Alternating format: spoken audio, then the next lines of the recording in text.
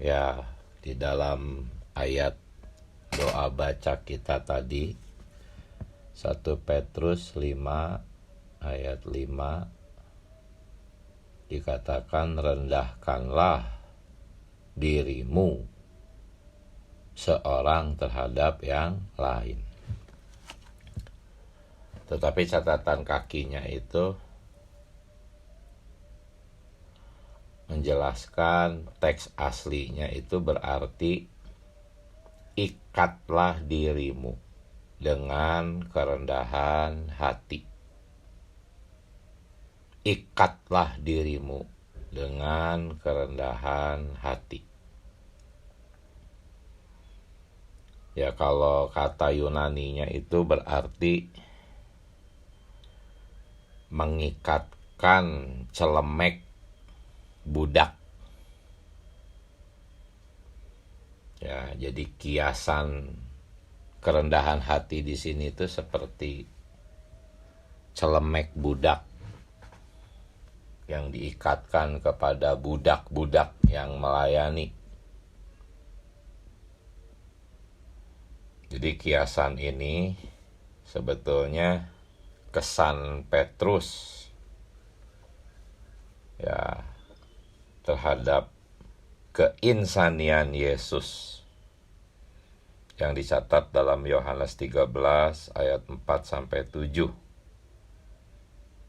Petrus sangat terkesan dengan keinsanian Yesus ketika Yesus menanggalkan jubahnya. Ya, saat itu jubah itu longgar, ya, jubah orang-orang Yahudi itu longgar. Kalau jubahnya longgar tuh jadi nggak leluasa untuk bekerja. Maka Tuhan Yesus menanggalkan jubahnya, dia mengikatkan ya celemek handuk itu ke pinggangnya, mencuci kaki murid-murid, khususnya Petrus. Jadi Petrus terkesan, makanya dia berkata, ikatlah dirimu ya dengan kerendahan hati, yang dikiaskan seperti sebuah celemek budak. Ya, kita inginnya sih pakai jubah yang nyaman ya, yang keren gitu ya. Itu jubah itu melambangkan kecantikan kita, kegantengan kita, tampilan kita yang ingin terlihat baik. Tapi Tuhan Yesus menanggalkan jubahnya, rela terlihat seperti seorang budak. Jadi ini adalah kerendah hatian Yesus ya. Kerendah hatian Yesus itu tidak ada di dalam sifat kita sejak lahir, tuh nggak ada. Orang-orang yang dilahirkan oleh daging tidak punya sifat kerendahan hati Yesus. Tidak ada satu manusia pun yang punya, hanya Yesus yang punya. Itulah pentingnya penyaluran Kristus agar keinsanian Yesus menjadi keinsanian kita. Jadi beban saya hari ini, di hari ke-5 dan ke-6 ini, saya ingin menyoroti tentang kerendah hatian Yesus yang dikiaskan seperti celemek budak itu. Ikatlah dirimu dengan kerendah hatian. Kerendah hatian di sini adalah kerendah hatian Yesus. Kita sering menyalahpahami makna kerendahan hati itu.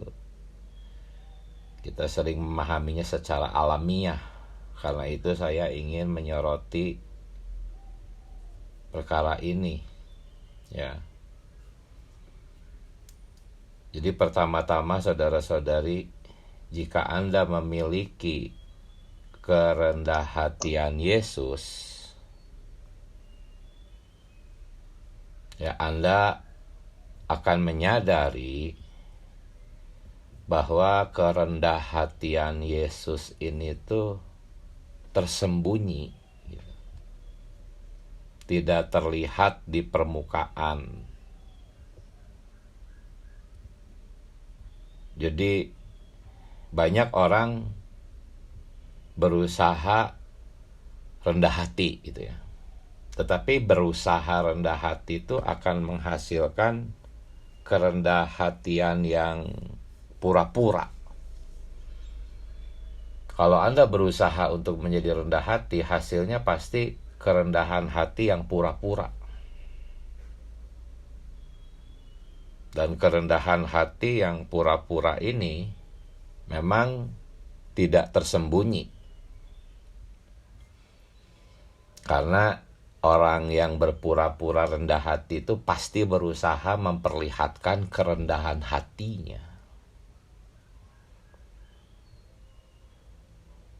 Kita sering memandang kerendahan hati yang menonjol seperti itu sebagai kerendahan hati, padahal itu kerendahan hati palsu, buatan manusia. Manusia alamiah memang bisa rendah hati, tetapi itu kerendahan hati yang kotor. Seperti orang berpura-pura berpenampilan sederhana, padahal hartanya banyak, tapi dia pakai sendal jepit mungkin, pakai pakaian biasa, pakai barang-barang yang murah, padahal hartanya banyak.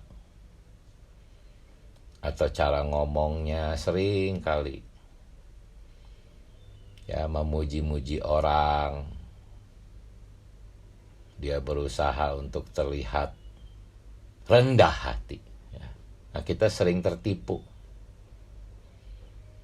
Di dalam gereja juga banyak yang seperti ini. Tetapi kalau Anda benar-benar memiliki kerendah hatian Yesus,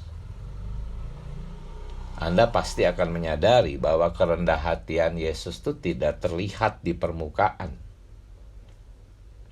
tersembunyi.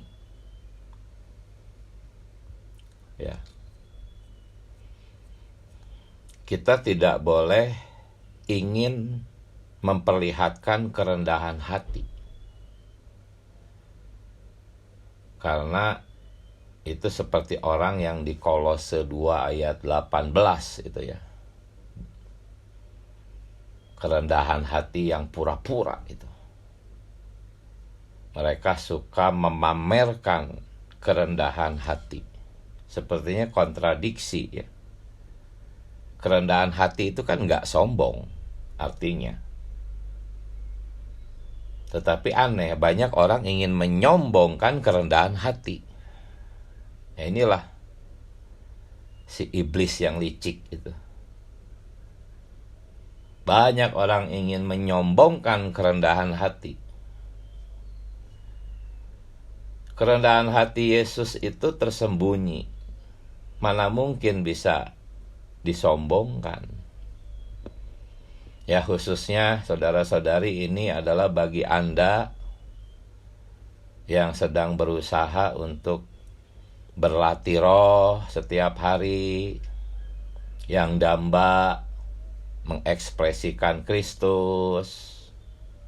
Anda melatih roh, Anda berpenyegaran pagi, Anda berlatih menikmati Tuhan. Sadarilah bahwa sifat insani Yesus itu tersembunyi, tidak mudah dibaca oleh saudara-saudari, oleh orang lain. Ya, kerendahan hati Yesus itu sulit dibaca karena tersembunyi, tidak terlihat di permukaan.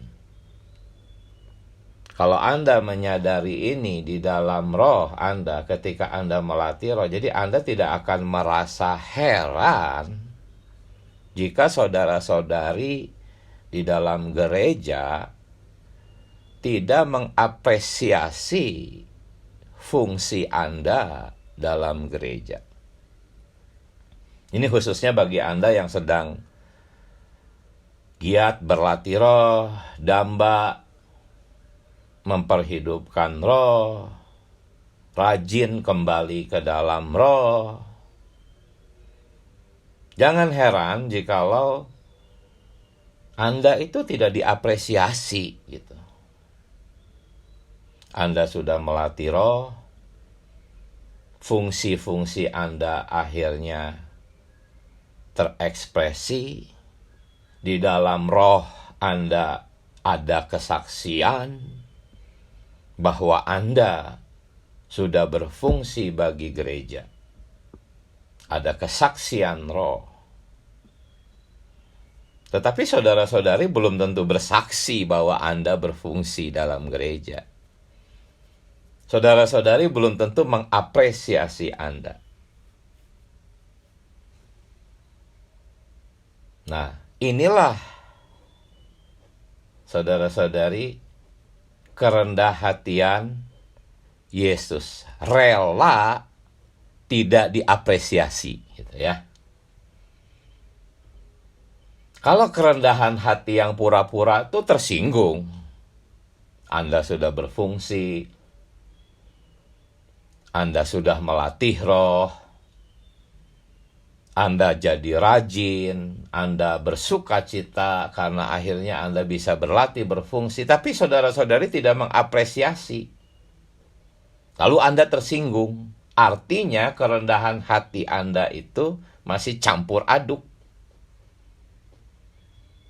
Anda harus berdoa, Tuhan Yesus, saudara-saudari tidak mengapresiasi saya. Tidak apa-apa Tuhan, aku rela tidak diapresiasi oleh saudara-saudari. Inilah kerendahan hati Yesus. Rela tersembunyi.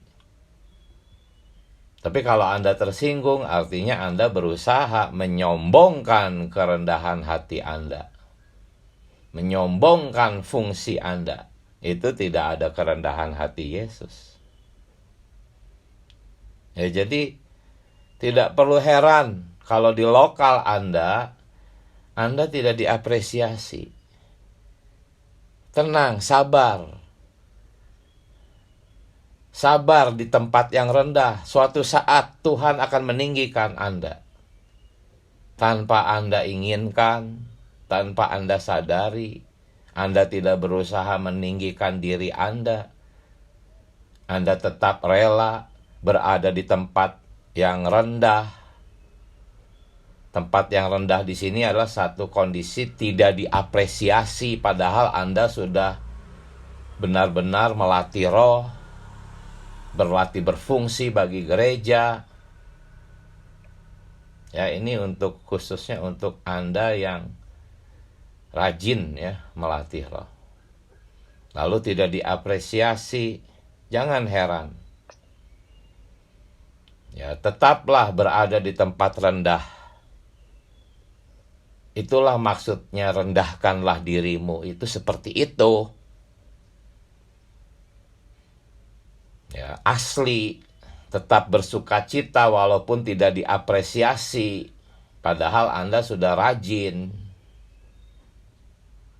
Suatu saat Anda akan ditinggikan oleh Allah. Nggak perlu berusaha meninggikan diri Anda. Ya. Tetapi kecenderungan kita ketika saudara-saudari tidak mengapresiasi kita berusaha memperkenalkan siapa kita gitu. Itu kecenderungan alamiah kita. Kita nggak rela karena kita sudah berlatih, karena kita sudah rajin, nggak rela jadinya. Sehingga kita berusaha membuat orang melihat, nih, ini aku. Oh Tuhan Yesus, Anda dan saya sering mengalami kesaksian roh di dalam diri kita bahwa kita tuh memiliki karunia-karunia tertentu dalam gereja. Ya, yang saya maksudkan kesaksian roh ya, bukan kesaksian orang ya.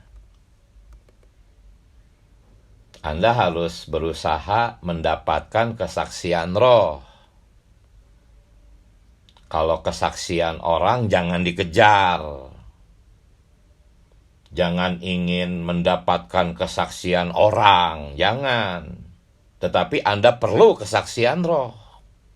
Bahwa memang roh di dalam Anda bersaksi bahwa Anda memang berfungsi dalam gereja. Itu yang akan menguatkan kita. Tetapi kalau kesaksian orang, pujian orang, apresiasi orang, itu bahaya, justru bisa menghancurkan kita. Kalau kesaksian roh itu tersembunyi, hanya ada di dalam diri kita. Kita sering mengalami kesaksian roh di sana bahwa kita tuh memiliki fungsi-fungsi tertentu dalam gereja, tetapi kita sering tergoda untuk mempublikasikan kesaksian roh yang tersembunyi. Jangan, biarkan kesaksian roh itu tetap tersembunyi di dalam Anda. Nggak perlu Anda berusaha memperkenalkannya. Tetaplah tinggal di dalam kondisi yang tersembunyi. Maka suatu saat Allah sendiri yang akan meninggikan Anda. Dan ketika Allah meninggikan Anda sudah kuat. Anda tidak akan menjadi sombong. Anda tidak akan dirusak ya oleh tindakan Allah meninggikan diri Anda, karena Anda sudah dipandang layak untuk ditinggikan. Ya, jadi Anda harus berusaha memiliki kesaksian roh. Itu akan menguatkan Anda, tetapi tidak perlu berusaha memperkenalkan itu kepada orang-orang lain. Biarkan saudara-saudari tidak menyadari fungsi Anda. Biarkan. Khususnya dalam berdoa. Jika Anda berfungsi dalam doa bagi gereja, itu sangat mulia karena fungsi itu memang tidak terlihat. Nah, itulah kerendah hatian Yesus, saudara-saudari. Kerendah hatian Yesus itu rela tersembunyi. Tidak berusaha memperlihatkan apa yang Anda miliki. Di dalam diri Anda tuh ada realitas. Sekali lagi, ini khusus bagi Anda yang berlatih, yang rajin, yang berusaha, ingin terus menikmati Tuhan. Ya, sadarilah keinsanian Tuhan Yesus di dalam diri Anda itu tersembunyi, tidak mudah dilihat oleh saudara-saudari. Jadi nggak perlu berusaha untuk memperlihatkannya. Ya, tadi masalah tidak mendapatkan apresiasi. Ya. Entah mungkin dari penatua, dari pewajib, Anda tidak diapresiasi. Oleh saudara-saudari, Anda tidak diapresiasi. Anda rela tersembunyi. Inilah kerendahan hati Yesus. Nah, bahkan bukan hanya sekedar tidak diapresiasi, saudara-saudari. Bahkan jika Anda direndahkan, walah, kalau tidak diapresiasi itu lebih ringan walaupun cukup berat. Tetapi ketika Anda direndahkan, ya, bukan sekedar tidak diapresiasi, saudara-saudari, Anda direndahkan. Bahkan lebih berat lagi, Anda direndahkan oleh orang-orang yang lebih muda dari Anda. Itulah tadi Petrus menasihati, hai orang-orang muda, tunduk kepada yang tua, karena orang-orang muda tuh seperti itu. Merasa lebih hebat. Oh, saya sungguh banyak melihat ya saudara-saudara tua yang matang bagaimana direndahkan oleh orang-orang yang muda. Ya, betul-betul sangat berat ini. Kalau sekedar tidak diapresiasi itu walaupun cukup berat, tetapi direndahkan itu sangat berat. Apalagi oleh orang-orang yang lebih muda. Tetapi kerendahan hati Yesus, keinsanian Yesus, itu rela dianggap rendah gitu.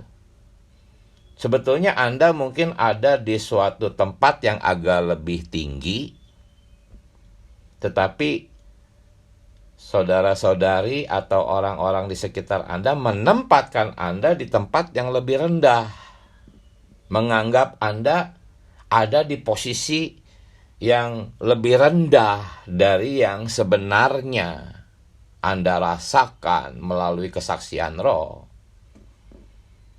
Tetapi jika Anda memiliki keinsanian Yesus, ya, Anda rela tetap berada di tempat rendah itu. Sebetulnya kesaksian roh itu bersaksi Anda lebih tinggilah dari tempat rendah itu. Apakah tempat rendah itu? Itu anggapan orang terhadap Anda. Orang menganggap Anda tidak seperti kesaksian roh. Di mata orang, di mata saudara-saudari, Anda ada di suatu tempat yang lebih rendah dari yang sebenarnya. Keinsanian Yesus, kerendahan hati Yesus, membuat Anda rela ada di tempat rendah itu. Anda tidak berusaha menjelaskan, Anda tidak berusaha memperlihatkan bahwa Anda tuh tidak serendah itu.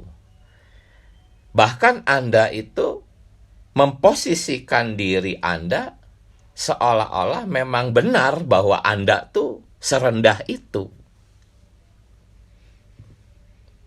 Inilah celemek budak itu. Anda benar-benar menjadi budak gitu. Padahal Anda ini hamba Tuhan yang mulia. Tetapi orang merendahkan Anda. Anda rela mengikatkan diri dengan celemek budak itu. Pernah nggak terfikir inilah kerendahan hati yang sejati? Yang hanya dimiliki oleh Kristus. Inilah keinsanian Yesus. Inilah kerendahan hati. Kerendahan hati itu tidak seperti yang kita sering lihat. Wah, orang itu rendah hati. Oh, saudara-saudari itu rendah hati. Tidak, kadang-kadang itu pura-pura. Kerendahan hati yang sejati harus melewati ujian yang tadi. Rela tersembunyi, tidak berusaha mengeksposnya, itulah harus teruji semacam itu, baru suatu saat nanti Tuhan sendiri yang akan meninggikan Anda. Dan ketika Anda ditinggikan, Anda sudah aman, tidak akan dirusak oleh itu semua. Ya.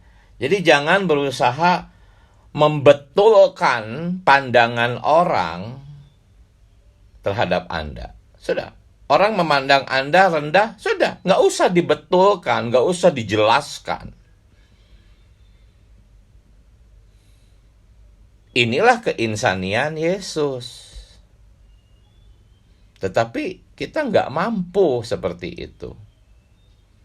Jangan berusaha untuk mengekspresikan keinsanian atau kerendahan Yesus, kerendahan hati Yesus. Ini nggak bisa diusahakan. Ini tidak bisa dilatih. Bagaimana caranya merendahkan hati seperti Yesus tuh nggak bisa dilatih. Satu-satunya latihan kita adalah menikmati Tuhan, kembali ke dalam roh. Hanya satu-satunya ini latihan kita. Menyeru nama Tuhan ketika tersinggung. Menyeru nama Tuhan ketika hati kita merasa kok saudara-saudari tidak mengapresiasi kita. Bahkan merendahkan kita. Satu-satunya latihan kita itu kembali ke dalam roh. Di sanalah unsur keinsanian Yesus akan bertambah. Dengan sendirinya Anda akan mengekspresikan kerendahan hati Yesus. Tetapi ekspresi ini seringkali hanya dapat terlihat oleh Allah sendiri. Bahkan saudara-saudara penatua belum tentu bisa melihat ini juga, gitu. Bahkan saudara-saudara yang lebih matang pun juga belum tentu bisa melihat kerendah hatian Yesus di dalam Anda. Seringkali ini hanya dapat dilihat oleh Allah yang tersembunyi. Tetapi Anda tenang di sana, di tempat rendah itu. Anda bersuka cita, kesaksian roh Anda miliki, tapi Anda tidak berusaha mengeksposnya. Kalau Anda berusaha mengekspos kesaksian roh, bocor itu hayatnya sudah. Bocor. Ya. Saudara-saudari, tetaplah tinggal di dalam kerendahan hati yang sedemikian. Maka Anda akan ditinggikan Allah pada waktunya. Ya. Orang-orang yang tidak mengapresiasi Anda, orang-orang yang bahkan memandang Anda rendah, itu berasal dari tangan Allah yang kuat, saudara-saudari. Tangan Allah yang kuatlah yang mengirim orang-orang itu ke hadapan Anda. Ya. Itu perbuatan Allah. Tapi kalau kerendahan hati yang pura-pura itu aktif, gitu. Berusaha terlihat rendah hati, gitu ya, aktif. Tetapi sebetulnya direndahkan itu pasif, gitu. Itu tangan Allah yang melakukannya. Bukan Anda sendiri yang merendahkan diri Anda, bukan. Allah yang melakukannya. Jadi direndahkan itu pasif. Tetapi ada kalimat aktifnya, yaitu rendahkanlah dirimu atau berilah dirimu, teks aslinya. Ketika tangan Allah yang kuat merendahkan kita, kita memberi diri kita. Arti memberi diri di sini itu rela, gitu ya. Jadi bukan Anda sendiri yang mencari-cari tempat yang rendah, Anda merendahkan diri. Bukan, itu Allah yang melakukannya. Allah lah yang merendahkan Anda. Anda mungkin juga nggak ingin gitu peristiwa itu terjadi. Tetapi ketika peristiwa itu terjadi, tangan Allah yang kuat itu merendahkan Anda. Ya, maka tindakan Anda memberikan diri. Arti memberikan diri di sini, Anda rela, gitu ya. Rela tetap ada di tempat rendah itu. Orang menganggap Anda rendah, lebih rendah dari yang sebenarnya. Anda rela tetap ada di tempat rendah itu.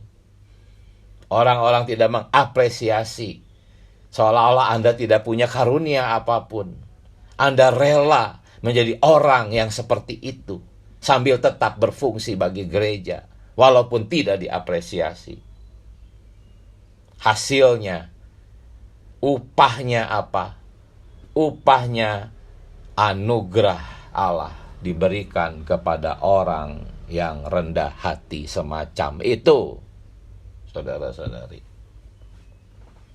Inilah kerendah hatian yang sejati, kerendah hatian Yesus sendiri yang disalurkan ke dalam diri Anda. Orang-orang yang demikian akan mendapatkan anugerah.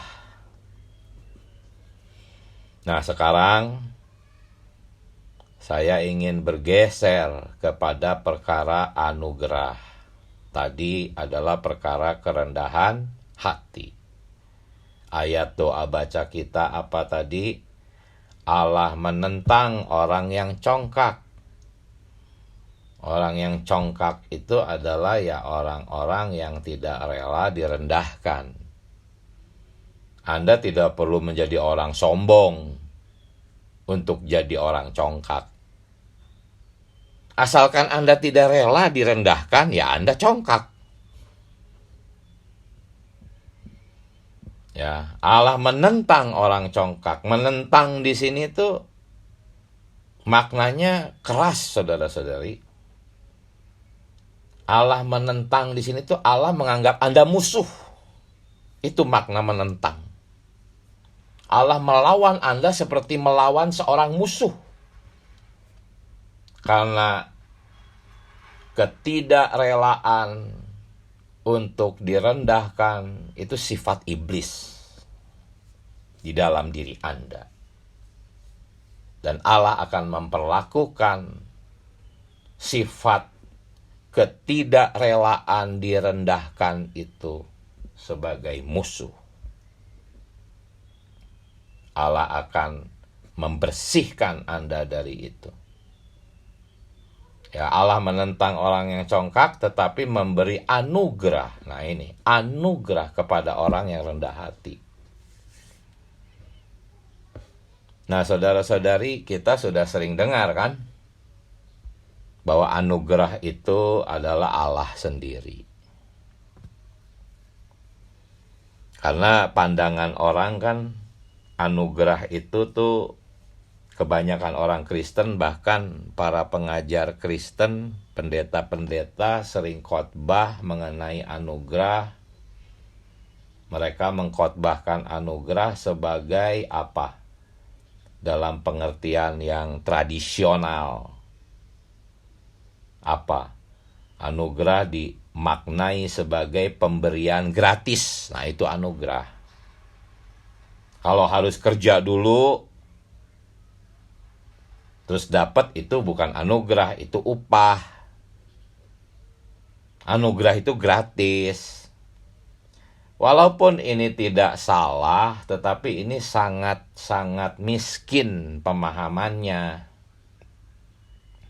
Nah, kita harus memberitakan, hai, orang-orang Kristen, anugerah itu diri Allah sendiri. Anugerah itu bukan hal-hal yang Anda terima secara gratis. Ya, sebetulnya hal-hal yang diterima secara gratis itu pengampunan dosa. Ya, cuman hal-hal yang diterima secara gratis sering diterapkan kepada berkat-berkat materi, kesembuhan dan sebagainya. Itu sudah lebih fatal lagi ya. Mengatakan pengampunan dosa sebagai anugerah itu benar, walaupun benar tapi sangat dangkal. Kita harus memberitakan bahwa anugerah itu adalah diri Allah sendiri. Ada anugerah awal, yaitu pengampunan dosa, dan hayat Allah diberikan di tahap awal. Itu anugerah awal. Tetapi anugerah ini harus semakin berlimpah, kata Petrus.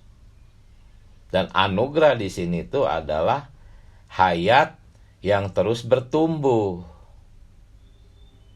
Jadi anugerah di sini itu sebetulnya pertumbuhan hayat, saudara-saudari. Apakah pertumbuhan hayat? Pertumbuhan hayat itu adalah diri Allah sendiri bertambah di dalam diri Anda. Nah, mengatakan seperti ini mudah, tetapi kalau bagi orang-orang Kristen di kekristenan, mereka butuh ayat-ayatnya. Di mana ayatnya bahwa anugerah itu Allah? Nah, kita harus memiliki sedikitnya ada 2 ayat, ya, yaitu Yohanes 1 ayat 16. Di sana garis bawahi dari kepenuhannya. Ya, dari mana? Dari kepenuhannya. Kita semua telah menerima anugerah demi anugerah. Ya, frase dari kepenuhannya itu memiliki arti keluar dari kepenuhannya. Jadi anugerah di sini tuh keluar dari kepenuhannya. Nah, kalau anugerah ini adalah berkat-berkat materi, masa berkat-berkat materi keluar dari kepenuhannya? Lucu kan? Ya, Yohanes 1 ayat 16 berkata dari kepenuhannya, artinya keluar dari kepenuhannya. Kita semua menerima anugerah. Artinya anugerah itu berasal dari kepenuhannya. Keluar dari kepenuhannya. Ini sudah pasti bukan berkat-berkat yang tidak ada hubungannya dengan kepenuhannya. Nah, kepenuhannya apa? Ayat yang kedua, Kolose 1 ayat 19. Bahwa yang memenuhi Kristus itu Allah. Gitu. Kristus bukan dipenuhi dengan berkat-berkat materi. Kristus tidak dipenuhi dengan mujizat. Kristus dipenuhi dengan Allah. Ya, mujizat itu kuasa Allah yang terekspresi di luar, tapi kepenuhan Kristus itu Allah sendiri. Kolose 1 ayat 19. Jadi 2 ayat ini memperlihatkan bahwa anugerah itu adalah Allah sendiri disuplaikan kepada kita. Kemudian anugerah di sini juga adalah Kristus. Ya. Ayatnya ada 2 ayat juga, 1 Korintus 15 ayat 10 dan Galatia 2 ayat 20. Kedua ayat ini jika diperbandingkan, kita akan bisa melihat anugerah itu adalah Kristus. Di dalam 1 Korintus 15 ayat 10 dikatakan, bukan aku tetapi anugerah. Ayat serupa di Galatia 2 ayat 20. Bukan aku tetapi Kristus. Jadi kalau kita gabungkan di sini, anugerah berarti Kristus. Ya, anugerah itu juga adalah roh. Ya, ada 2 ayat juga yang bisa kita perbandingkan. Filipi 4 ayat 23, 2 Timotius 4 ayat 22. Kita bandingkan, kita bisa melihat anugerah adalah roh. Dalam Filipi 4 ayat 23 dikatakan anugerah menyertai rohmu. Tetapi dalam 2 Timotius 4:22 Tuhan menyertai rohmu. Artinya anugerah ini Tuhan. Jadi ya, Tuhan yang adalah roh itu adalah anugerah. Jadi itulah maksud dari FKKP kita di hari kelima mengatakan anugerah adalah Allah Tritunggal. Bukan hanya Allah, tapi Allah Tritunggal sendiri sebagai suplai hayat yang berlipat ganda di dalam kita. Kita yang bagaimana? Kita yang rendah hati. dengan kerendahan hatinya Yesus, ya. Nah, hari ke-6 ya, ada satu pernyataan bahwa kita harus menyerahkan jiwa kita kepada pencipta kita. Ya, menyerahkan jiwa di sini di hari ke-6 itu sebetulnya sama dengan memberikan diri di hari ke-5. Sama. Di hari ke-6 dikatakan menyerahkan jiwa. Di hari ke-5 dikatakan memberikan diri. Ini sama saja, ya. Seperti yang tadi kita bahas bahwa berilah dirimu, 1 Petrus 5 ayat 6 yang kita doa bacakan hari ini. Berilah dirimu. Itu aktif, ya. Berilah dirimu, direndahkan. Nah, direndahkan di sini pasif. Tangan Allah yang kuat akan merendahkan Anda. Ketika itu terjadi, langkah berikutnya adalah berilah dirimu. Aktif. Jadi kita memberikan diri atau menyerahkan jiwa itu terjadi setelah Allah merendahkan kita dengan tangannya yang kuat. Bukan seperti orang yang berpura-pura merendahkan diri, secara aktif dia merendahkan diri, bukan seperti itu. Kerendahan hati yang sejati adalah hasil Allah merendahkan kita. Kitanya pasif dalam hal ini. Tetapi setelah itu terjadi, kita memberikan diri atau menyerahkan jiwa kalau di hari ke-6. Dikatakan di hari ke-6 menyerahkan jiwa itu sama dengan menyimpan jiwa atau menabung jiwa. Nah, hari ini jiwa Anda sudah berapa banyak ditabung, disimpan di surga, di dalam diri Allah. Ya, ada satu ayat mengatakan di mana hartamu berada, di sana juga hatimu. Kita boleh baca di sana juga jiwamu.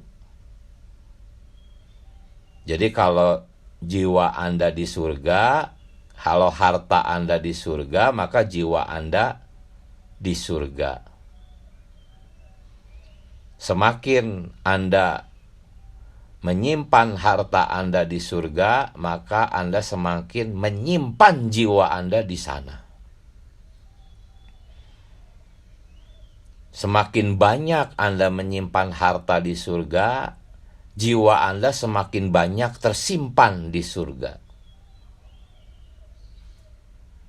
Ketika Tuhan Yesus datang, kalau jiwa Anda sudah ada di surga, ya maka Anda tidak merasa akan diangkat gitu, karena Anda sudah terangkat sebetulnya.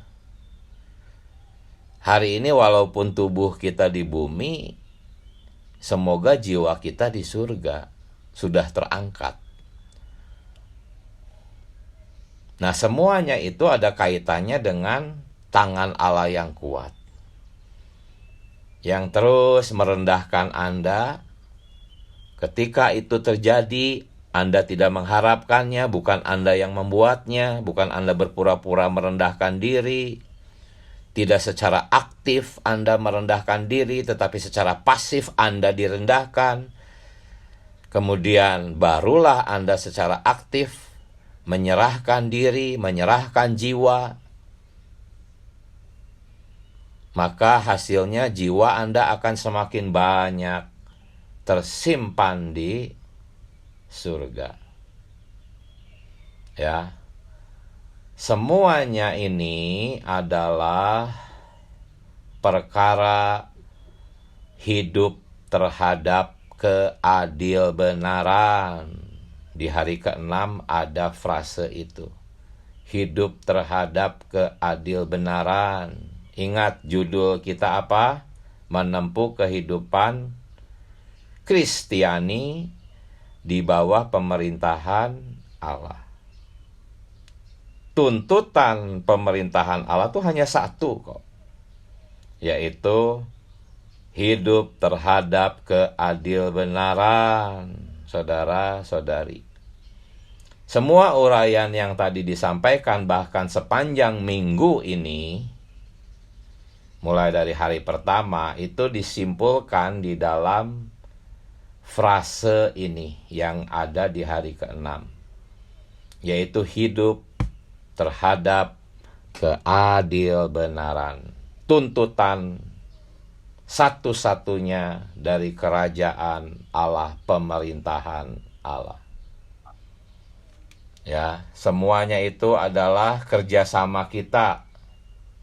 Pertama, tangan Allah yang kuat merendahkan kita. Kemudian kita rela. Ya, kerelaan hati kita inilah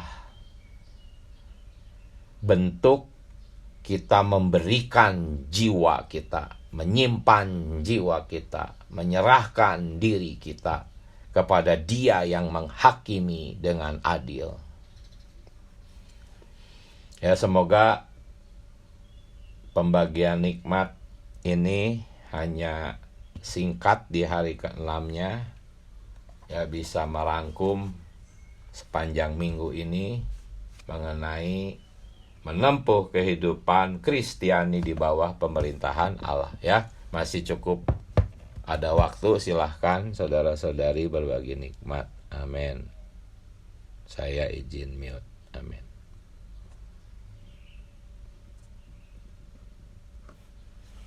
Amin. Terima kasih Saudara Diki. Saudara-saudari, mari kita saling berbagi nikmat.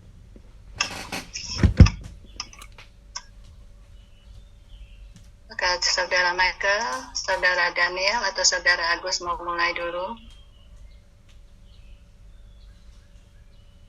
Ya, puji Tuhan, saudara-saudari. Amin.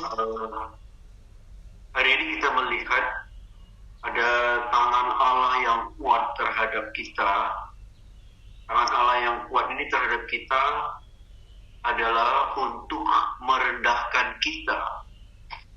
Jadi artinya di dalam diri kita itu tidak ada kerendahan hati. Yang ada adalah kerendahan hati buatan sendiri. Nah, Allah mempunyai tangan yang kuat itu untuk merendahkan hati kita. Nah, Allah ini adalah tidak kelihatan. Jadi kerendahan hati yang akan kita terima dari Allah juga tidak kelihatan. Jadi sangat berbeda dengan konsepsi diri kita sendiri, bahwa kerendahan hati kita itu kita nyatakan kepada orang lain. Tetapi kerendahan hati yang dari Allah itu, Allah pertama-tama akan menundukkan kita, akan merendahkan kita di bawah dirinya dari tangan Tuhan yang kuat. Jadi kerendahan hati yang kita terima dari Tuhan itu, Allah memproses dengan memakai penderitaan atau penganiayaan lingkungan kita untuk kita bisa menjadi orang yang rendah hati. Jadi ini artinya kita nggak aktif, tapi kita pasif terhadap keaktifan Allah yang berupaya untuk merendahkan kita melalui penderitaan, melalui siksaan jiwa yang kita terima dari sekitar kita. Ini sebenarnya cara Tuhan merendahkan kita. Orang tidak mengapresiasi kita, orang tidak menghargai kita. Walaupun kita telah rajin, kita telah banyak berbuat baik, tetapi kita tidak dihargai oleh orang lain. Ini sebenarnya ada tangan Tuhan yang kuat untuk merendahkan hati, sedang merendahkan, membuat kita direndahkan. Ketika kita melihat ini, bahwa ada tangan Tuhan yang sedang memproses merendahkan kita, maka kita harus menyerahkan jiwa kita kepada tangan Tuhan. Ya, kita setelah melihat ini, kita harus baik-baik mempersembahkan apa adanya diri kita kepada Tuhan, supaya kita bisa menerima anugerah Tuhan. Puji Tuhan. Tuhan berkati saya. Amin. Ya, saudara-saudari yang lain boleh disambung. Amin. Selamat pagi. Amin.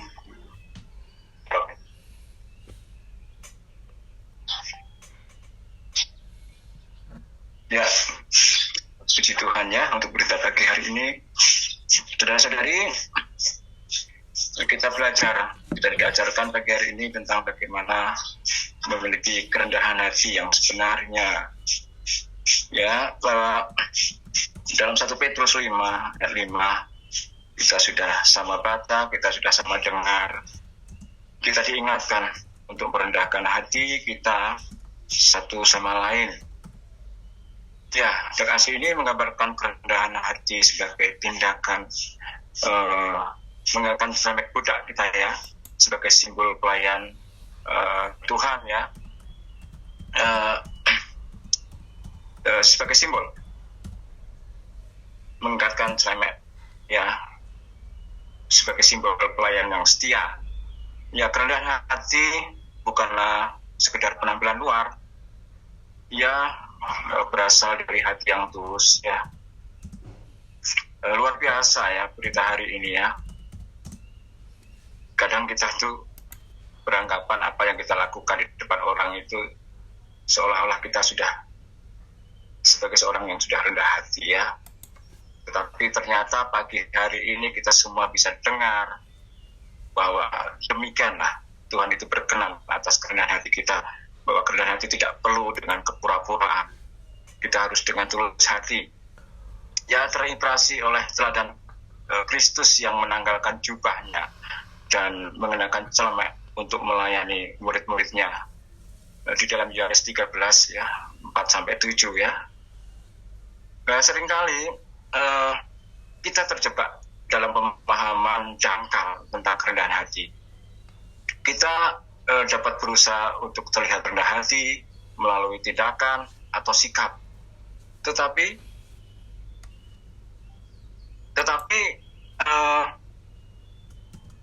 di sini bahwa semua itu akan sia-sia apabila tidak dilandasi dengan ketulusan hati ya. Kerendahan hati yang tulus tidak mencari pengakuan atau pujian dari orang lain. Sebaliknya, ia justru terletak pada kesadaran bahwa segala sesuatu yang kita miliki berasal dari Tuhan. Dan kita tidak perlu merasa terancam ketika tidak diakui oleh orang lain atau tidak perlu tidak diapresiasi oleh orang lain. Yesus di sini mengajarkan bahwa kerendahan hati yang sejati bersifat tersembunyi, dan seringkali manusia kita tidak melihatnya. Dalam momen-momen ketika kita merasa direndahkan atau tidak diapresiasi, mari kita ingat akan teladan Kristus ya, dan tetap bersukacita dalam setiap apa yang kita kerjakan untuk Tuhan, dalam setiap pelayanan kita. Ingat bahwa Allah melihat hati kita dan akan meninggalkan kita pada waktunya. Itu yang bisa saya dapatkan untuk berita pagi hari ini. Begitu terang, begitu mulia, Tuhan itu memberikan teladan bagi kita. Tuhan Yesus berkati, mulia bagi Tuhan. Amin. Terima kasih saudara-saudara atas suplainya. Karena waktunya sudah habis, saudara-saudari, kita boleh berdoa ya. Amen. Tuhan, terima kasih Tuhan. Amin. Kami mau mengikatkan diri kepada diri-Mu sebagai kerendahan hati kami. Tuhan, di dalam penempuan kehidupan gereja, Ya. Kami terus diproses di bawah tangan Tuhan yang kuat. Kami direndahkan. Oh, kami bisa masuk ke dalam pengalaman kerendahan hati secara tersembunyi bersama dengan Tuhan. Kau sedang merendahkan kami ya Tuhan. Menyadari ada tangan yang kuat. Terus merendahkan hati kami. Tuhan, manusia tidak menghargai, tidak mengapresiasi kami. Oh, kami boleh melihat bahwa Tuhan sedang mengerjakan suatu proses kerendahan hati dari Tuhan yang sedang terjadi di atas kami. Itulah sebabnya kami mengikatkan diri kami kepada Tuhan. Kami juga mempersembahkan apa adanya diri kami. Kami mempersembahkan jiwa kami. Bahwa anugerah-Mu supaya boleh menerima anugerah kepenuhan-Mu, diri-Mu sendiri sebagai suplayan kami.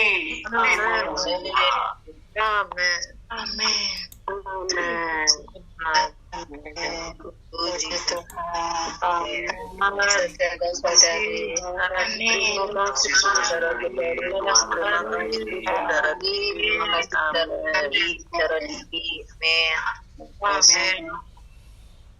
Amin.